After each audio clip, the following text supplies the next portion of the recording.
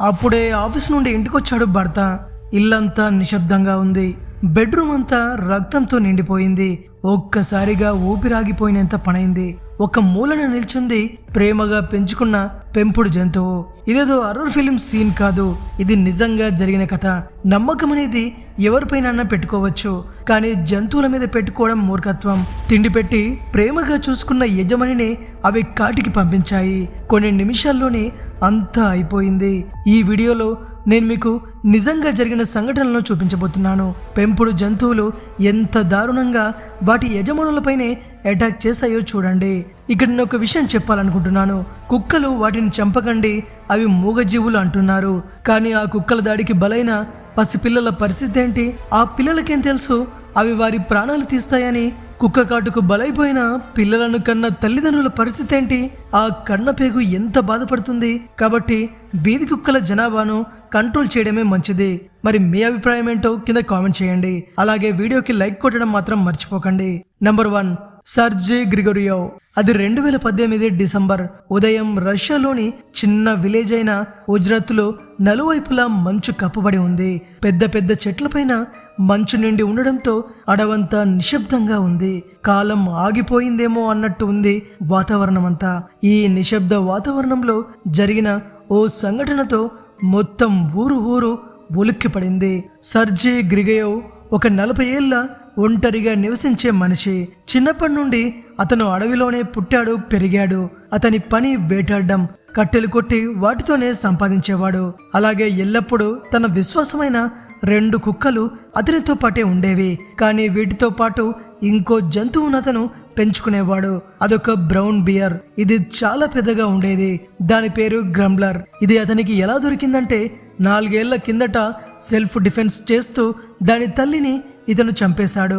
అక్కడే 2 చిన్న ఎలుగుబంటి పిల్లలు దొరికాయి. ఒకదాన్ని వేరే వాళ్ళు తీసుకున్నారు. ఇంకొక పిల్లను ఇతను పెంచుతూ వచ్చాడు. మొదట్లో అంతా బాగానే ఉండేది.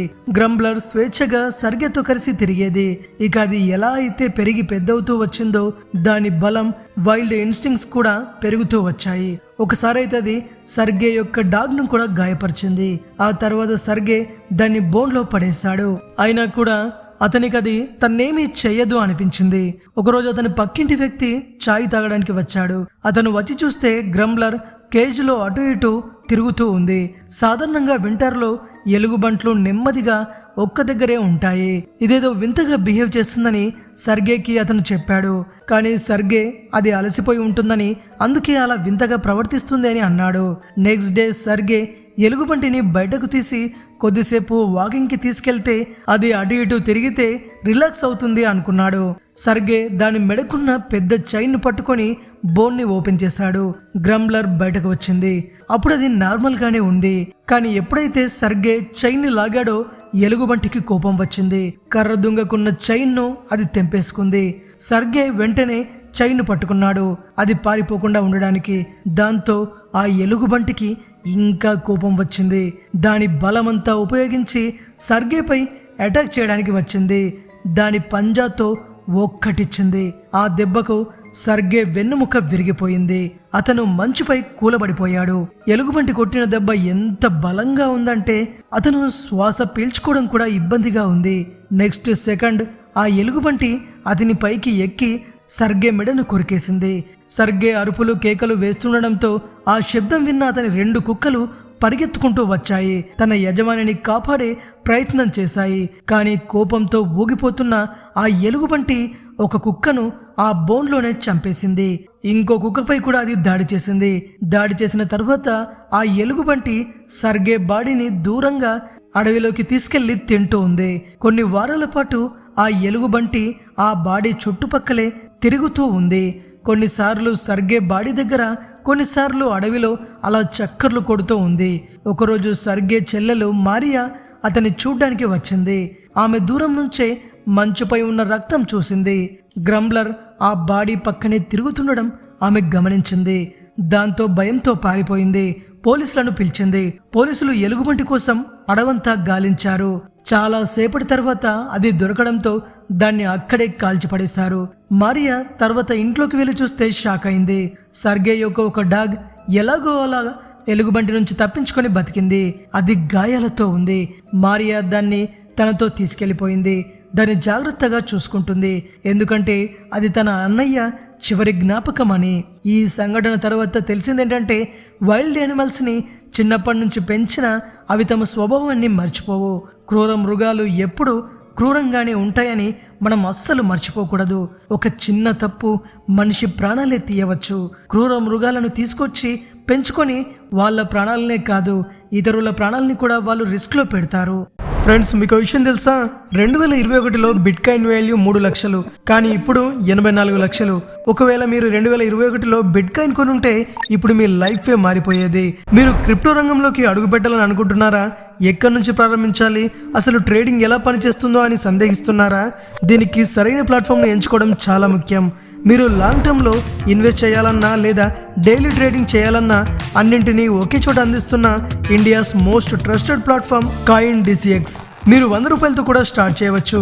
మరింత కలస్యం వెంటనే కిందున్న లింక్ క్లిక్ చేసి కాయిన్ DCXలో జాయిన్ అయితే ఫస్ట్ మంత్ 20% డిస్కౌంట్ వస్తుంది. క్రిప్టో మార్కెట్ రిస్క్తో కూడుకున్నది. బాధ్యతాయుతంగా అన్వేషించండి, పూర్తి అవగాహనతో ఉండండి. అమండా రోత్బ్లాట్. అది 2008 ఆగస్టు 21. Place Virginia beach. అందరూ రోజువారీ పనుల్లో బిజీగా ఉన్నారు. అక్కడే ఉండే 25 ఏళ్ల అమండాను ప్రతి ఒక్కరూ యానిమల్ ఎక్స్పర్ట్గా పిలిచేవారు, ఎందుకంటే ఆమె పెట్ ప్యారడైజ్ అనే పెట్ షాప్లో పనిచేసేది.